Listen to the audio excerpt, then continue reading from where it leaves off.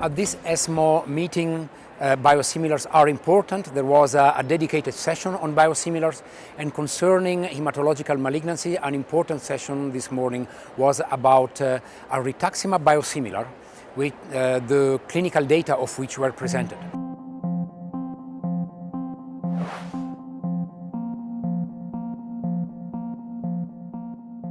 This is the biggest rituximab biosimilar randomized study that has been presented up to now. It included 600 patients with follicular lymphoma.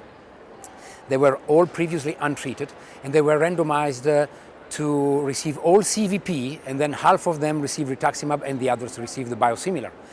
And the study had as a main endpoint response rate.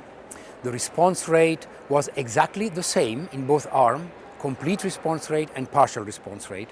And also the secondary endpoints were exactly the same, so the pharmacokinetics, the sum, number and type of side effects, and also progression-free survival and overall survival were the same. So we can conclude that clinically the biosimilar and the rituximab are equivalent.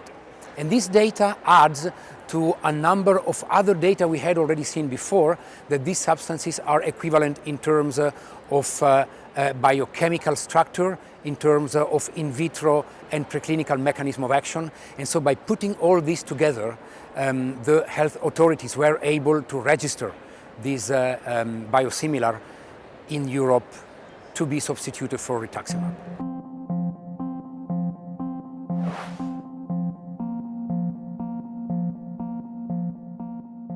The study on radioactive iodine in thyroid cancer is important because it shows you one more time that you shouldn't give more treatment than what is needed.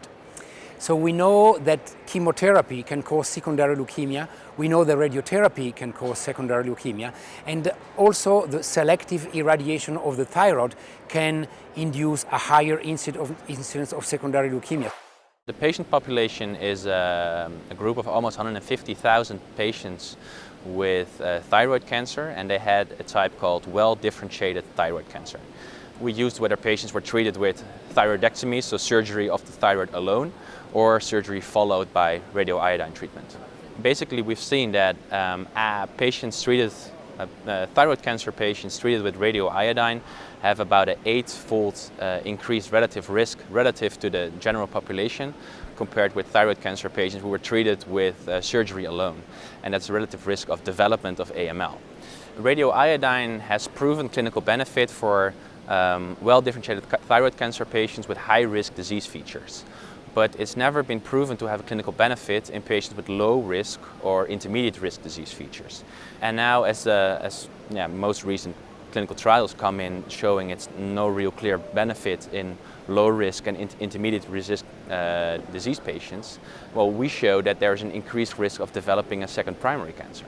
And the guidelines for the use of radioiodine have been much more strict in the past 10 years or so, and we hope they become even more strict, showing that there is an increased chance of developing a devastating disease such as AML.